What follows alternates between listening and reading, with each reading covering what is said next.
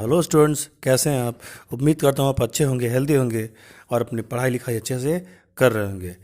मैं सच्चिदानंद पांडे आपका वेलकम करता हूँ अपने YouTube channel self study help पर। दोस्तों, जैसा कि आप जानते हैं कि एसएसटी सोशल साइंस क्लास 8 का हम लोग पढ़ रहे थे, क्लास 7 का भी हम लोग पढ़ रहे थे। लेकिन मैंने कुछ दिन पहले, 2-4 दिन पहले, क्लास 8 की न्यू लॉन्गमैन विस्टास बुक का नाम है न्यू लॉन्गमैन विस्टास, उसका मैंने चैप्टर नंबर 15 बनाया था, इंडिया आफ्टर इंडिपेंडेंस। तो उसका चूँकि ये लॉन्ग लॉन्ग चैप्टर था, तो मैंने उसका एक फर्स्ट पार्ट जो है कि बना दिया था, अपलोड कर दिया था, और उसका कुछ हेडिंग्स बच गए थे। सेकंड पार्ट उसका आप मैं अभी बना रहा हूँ और आपके लिए मैं इसको दे रहा हूँ, ठीक है। तो यहाँ तक हुआ था India relations with their neighbours. India का अपने जो नेबरिंग कंट्रीज़ हैं, जो पड़ोसी देश हैं, उनके साथ रिलेशन कैसा है, तो यही हेडिंग आपका बाकी रह गया था। इसके आगे भी हेडिंग बाकी रह गई थी, ठीक है। तो आइए चलिए हम वीडियो को शुरू करते हैं।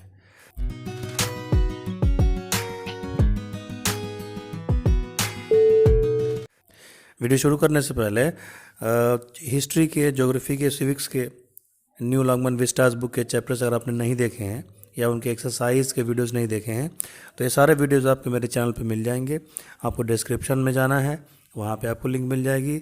नहीं तो आप चैनल विजिट करिए, होम पेज पे जाइए, वीडियो सेक्शन में जाइए या प्लेलिस्ट सेक्शन में जाइए, कहीं भी जाएंगे तो वहाँ पे आपको वीडियोस मिल जाएंगे, ठीक है।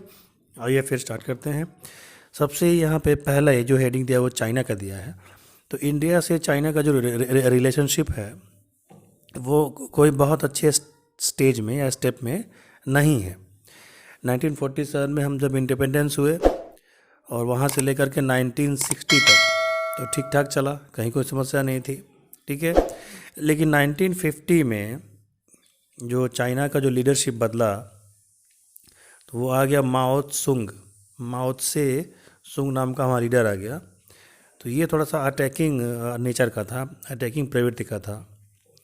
तो इसने कम्युनिस्ट का शासन वहाँ पे लागू कर दिया, और कम्युनिस्ट का जब शासन लागू किया तो ये ज़्यादा से ज़्यादा बॉर्डर क्रॉस करना, फिर दूसरे देशों का पे कब्ज़ा करना, यानी वो कंट्री आर्मी के कंट्रोल में आ गया। ऐसा आप कह सकते हैं कि आर्मी के कंट्रोल में वो आ गया। तो 1960 तक तो काफ़ी अच्छा चला। लेकिन उसके बाद से जो यहाँ के प्राइम मिनिस्टर थे जवाहरलाल नेहरू, उन्होंने एक पंचशील नाम का बनाया था, एक रूल बनाया था 5 प्रिंसिपल्स का। उस प्रिंसिपल्स को फॉलो करना था इंडिया और चाइना दोनों को। उस प्रिंसिपल में क्या था? उस प्रिंसिपल में था कि mutual respect for each others territory, एक दूसरे के बॉर्डर का, एक दूसरे के ज़मीन का हम रेस्पेक्ट करेंगे। दूसरा है म्यूचुअल नॉन एग्रेशंस, एक दूसरे के खिलाफ हम कभी अटैक नहीं करेंगे, कभी विरोध नहीं दिखाएंगे। Mutual non interference in each others internal affairs, एक दूसरे के इंटरनल अफेयर्स में, आंतरिक मामलों में, देश के अंदर क्या हो रहा है क्या नहीं हो रहा है उससे हमारा कोई मतलब नहीं रहेगा। आप अपना देश देखें, हम अपना देश देखेंगे। इक्वलिटी, समानता के आधार पर हम बात करेंगे।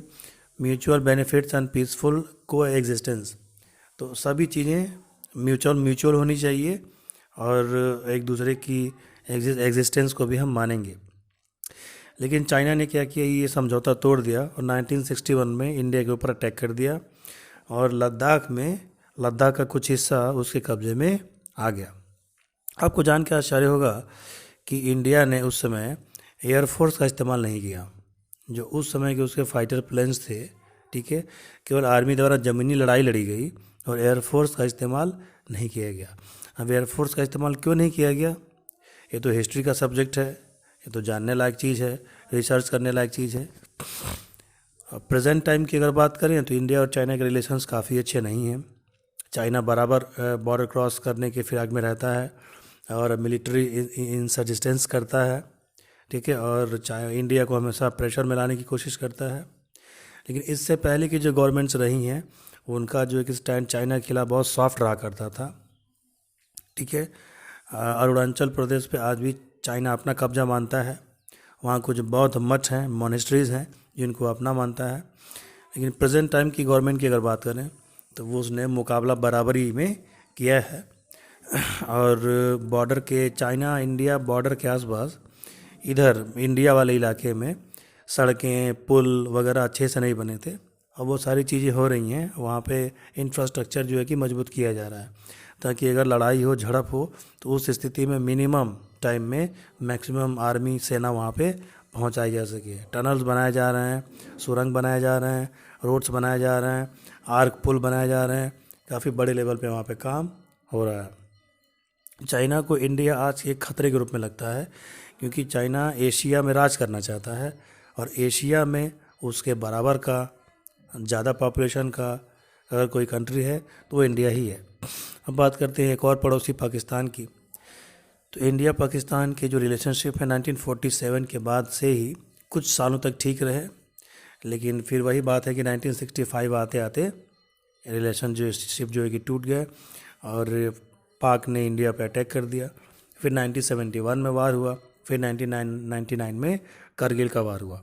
तो ये 3-4 जब वार हो गए, लड़ाइयाँ हो गई, युद्ध हो गए, हमारे भी सैनिक मारे गए, उनके भी सैनिक मारे गए, तो इससे इंडिया और पाकिस्तान के बीच जो कड़वाहट है वो ज़्यादा फैल गई। और हर बार जब भी इंडिया ने पाकिस्तान के खिलाफ दोस्ती की बात करनी चाहिए, तो उसने उल्टे जो है कि इसको तोड़ दिया है।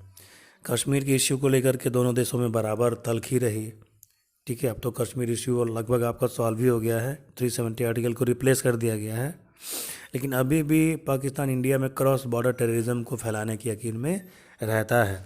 अभी भी उसके जो टेररिस्ट हैं, आतंकी हैं, वो घुसपैठ करते रहते हैं।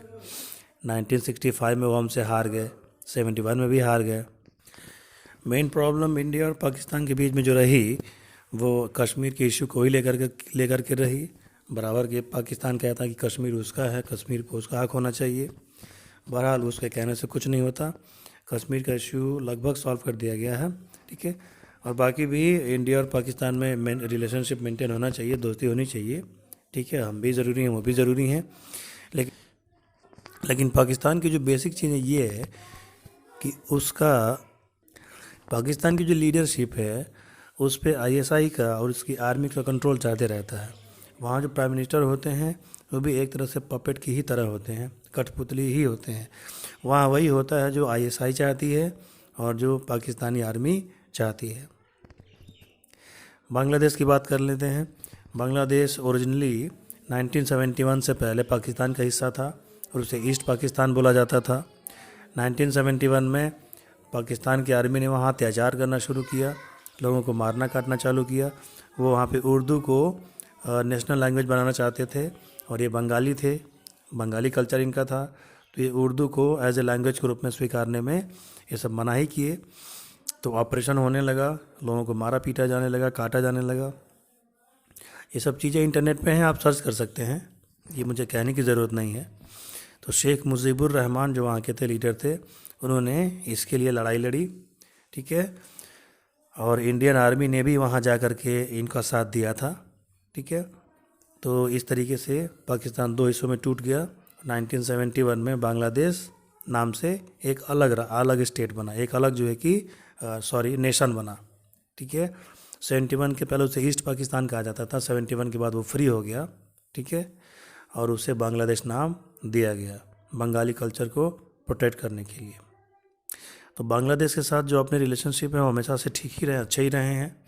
बांग्लादेश ने कभी भी टेररिज्म के मामले में या किसी मामले में इंडिया का ही साथ दिया है। इनसे हमारे बिजनेस रिलेशन भी अच्छे हैं, ठीक है, और गवर्नमेंट के बीच में भी काफ़ी अच्छी अंडरस्टैंडिंग है। और ऐसी कोई विशेष परेशानी या दिक्कत जो है कि बांग्लादेश की तरफ से नहीं है। वो हमारा फ्रेंडली मैनर है, ठीक है, और हमारे बांग्लादेश एक हमारा अच्छा दोस्त है। पॉलिटिकल भी रिश्ते हैं इंडिया के उससे, इकोनॉमिकल भी रिश्ते हैं और कल्चरल रिश्ते भी हैं, ठीक है। जैसे पाकिस्तान के रिश्ते इंडिया के साथ है, वैसे बांग्लादेश के साथ नहीं है। बांग्लादेश के साथ पीसफुल है और शांति है, ऐसी कोई कहीं दिक्कत नहीं है। बात करते हैं श्रीलंका की। तो श्रीलंका ब्रिटिश द्वारा रूल किया जाता था। 4 फरवरी 1948 में श्रीलंका भी इंडिपेंडेंट हुआ। हम 1947 में इंडिपेंडेंट हुए, ठीक है। तो जब ब्रिटेन के कब्जे में श्रीलंका था तो यहाँ से बहुत सारे इंडियन जाके वहाँ बसे हुए थे। बात करें इंडिया से उसके रिलेशनशिप की, तो वो भी ठीक ठाक है, इकोनॉमिकल है, बिजनेस रिलेशनशिप है, कल्चरल रिलेशनशिप भी है, ठीक है। ऐसी कोई ख़ास दिक्कत श्रीलंका से नहीं आती है।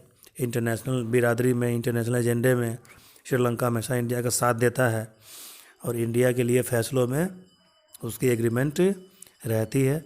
बिजनेस के रूप में भी हम श्रीलंका से काफ़ी अच्छे दोस्त हैं, बिजनेस वगैरह भी अच्छे से डील होती है और टू साइडेड अफेयर्स, द्विपक्षीय व्यापार भी अच्छे से होता है।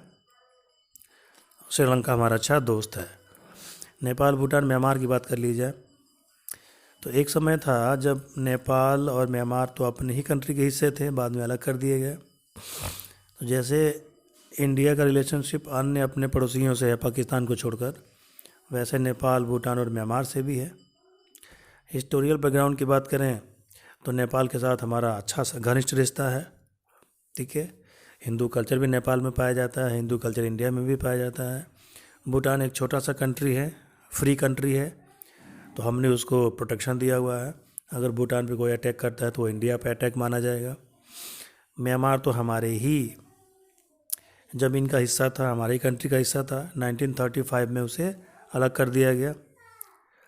तो इंडिया का जो कि कल्चरल, इकोनॉमिकल, ठीक है, रिलेशनशिप इन कंट्रीज़ के साथ है और ये कंट्रीज़ इंडिया के फॉरेन अफेयर्स में, विदेश मंत्रालय के मामलों में, इंडिया के स्टैंड में हमेशा ये साथ देते हैं और पूरा सपोर्ट इनका इंडिया को रहता है। अब लास्ट हेडिंग जो आपकी है वो है लुकिंग अहेड, कि अब आगे कैसे देखा जाए, हमारे रिलेशनशिप हमारे जो नेबरिंग कंट्रीज़ के साथ कैसे हैं, कैसे नहीं हैं, इनको आगे और बेहतर कैसे किया जाए और ठीक है, और इंडिया को और ज़्यादा डेवलप कैसे किया जाए, इंडिया को डेवलप कंट्री कैसे बनाया जाए। अभी तो हम डेवलपिंग कंट्री के फेज़ में हैं, ठीक है। तो 1919 में क्या किया गया कि इकोनॉमिक रिफॉर्म्स लाए गए। इकोनॉमिक रिफॉर्म्स का मतलब हुआ कि इंडियन मार्केट को फॉरेन कंपनियों के लिए खोल दिया गया। इससे फॉरेन कंपनियां इंडिया में आईं, यहाँ के लोगों को वर्ल्ड क्लास प्रोडक्ट मिलने लगे और जब कंपनियां यहाँ पे आईं, उन्होंने अपना प्लांट लगाया, फैक्ट्रीज़ लगाया, प्लांट सेटअप किया इन्होंने, तो यहाँ के लोगों को रोज़गार भी मिला, नौकरी भी मिली, जॉब भी मिला, ठीक है। और विदेशी पैसा इंडिया में बहुत सारा आया, तो इससे इंडिया के इकोनॉमिक रिफॉर्म को, ठीक है, अर्थव्यवस्था को, इकोनॉमी को काफ़ी स्पीड मिली, काफ़ी बूम मिला। तो आईटी कंपनियां आईं, कंप्यूटर आया। विदेशी कंपनियां जब आती हैं तो अपने साथ लेटेस्ट टेक्नोलॉजी भी लेकर के आती हैं, ठीक है, क्योंकि वो रिसर्च एंड डेवलपमेंट में काफ़ी पैसा खर्च करती हैं, तो उनके पास मॉडर्न टेक्नोलॉजी रहती है, टॉप लेवल की टेक्नोलॉजी रहती है। तो सॉफ्टवेयर सेक्टर हुआ या आईटी इंफॉर्मेशन टेक्नोलॉजी सेक्टर हुआ, टेलीकम्युनिकेशन सेक्टर हुआ, इन सब चीज़ों इंडिया में बढ़ने लगी। तो ठीक है, उसके बाद से जो एमएनसी कंपनियां इंडिया में आईं, मल्टीनेशनल कंपनियां आईं, ठीक है। तो जब ये कंपनियां आई इंडिया में तो एक इन्वायरमेंट बना, लोगों को काफ़ी संख्या में रोज़गार मिला, ठीक है। गवर्नमेंट जॉब के भरोसे लोग नहीं रहने लगे और प्राइवेट जॉब भी करने लगे, अच्छी खासी सैलरीज भी मिलने लगी। और चूँकि इंडिया की पॉपुलेशन ज़्यादा है, यहाँ पे लोग ज़्यादा हैं, तो काम करने वाले लोग भी ज़्यादा हैं, तो स्किल्ड लेबर भी हैं, अनस्किल्ड लेबर भी हैं। स्किल्ड लेबर का मतलब होता है कि जो पढ़ा लिखा हो, प्रॉपर ट्रेनिंग किया हो, डिग्री वगैरह लिया हो, ठीक है, प्रॉपर ट्रेनिंग किया हो, उसके पास कोर्स किया हो, डिग्री लिया हो, प्रॉपर उसके पास एक्सपीरियंस हो। अनस्किल्ड लेबर जो होते हैं वे अनपढ़ होते हैं, बिना पढ़े लिखे होते हैं, बिना ट्रेनिंग के होते हैं। तो जो जिसके लायक काम मिला उसे काम दिया गया। फिर एग्रीकल्चर सेक्टर में, एग्रो बेस्ड इंडस्ट्री में भी काफ़ी बूम आया, विदेशी टेक्नोलॉजी आई और इंडिया ने अमेरिका से, रशिया से अच्छे रिलेशन बना के रखे। तो साइंस और रिसर्च में भी उन कंट्री से हमको हेल्प मिला। बहुत सारी जो प्लांट्स हैं, जैसे स्टील प्लांट्स हैं, डैम हैं, ठीक है, विदेशी कंपनियों ने आकर के यहाँ बनाया, ट्रेनिंग दिया। ये सब चीज़ें जो है कि सुधार के रूप में होते रहे। तो 1991 से लेकर के हमने तेज़ी से तरक्की की, ठीक है, और हर एरिया में तरक्की की। लेकिन चूंकि हमारी पॉपुलेशन बहुत ज़्यादा है, तो उस बेसिस पे जब हम कंपेयर करते हैं तो हम अभी भी कई कंट्री से पीछे हैं। रशिया की पॉपुलेशन 14 करोड़ है, अमेरिका की पॉपुलेशन 34 करोड़ है, इसी के आसपास है। हमारी पॉपुलेशन 133 या 135 करोड़ के आसपास है। हम 1 अरब 35 करोड़ हैं, इसी के आसपास। एग्जैक्ट फिगर तो मैं नहीं बता सकता, लेकिन 130 करोड़ से हम लोग ऊपर हैं, तो और भी बहुत कुछ करने लायक है इंडिया में। अच्छी सड़कें, ठीक है, अच्छे पुल, बिजली व्यवस्था, बाकी बहुत सारी चीज़ें हैं जो कि इंडिया में करने लायक है। और बेसिक प्रिंसिपल, जो बेसिक इंफ्रास्ट्रक्चर है, उसको मेंटेन करके हम अच्छी खासी टॉप लेवल कंट्रीज़ के लाइन में हम भी खड़े हो सकते हैं और अपने देश को और मजबूत हम जो है कि बना सकते हैं। ठीक है, इसी के साथ ये चैप्टर आपका फिनिश होता है। ठीक है, बहुत जल्दी हम आपसे मिलेंगे एक नए चैप्टर के साथ। अब बस एक केवल चैप्टर 12 बचा हुआ है ये न्यू लॉन्गमैन विस्टास बुक में, नहीं तो मैंने सभी चैप्टर्स को आपको एक्सप्लेन कर दिया है। तो आपसे रिक्वेस्ट है कि वीडियो आप पूरा देखा करें, मेरे चैनल को सब्सक्राइब किया करें, अपने दोस्तों के बीच वीडियोस को शेयर किया करें, ताकि काफ़ी से काफ़ी ज़्यादा बच्चों को इसका एडवांटेज मिल पाए, बहुत से स्टूडेंट्स इस वीडियो को देख पाएँ और उनका फ़ायदा हो पाए। ठीक है, तो मिलते हैं आपसे अगले वीडियो में। तब तक के लिए जय हिंद, जय भारत।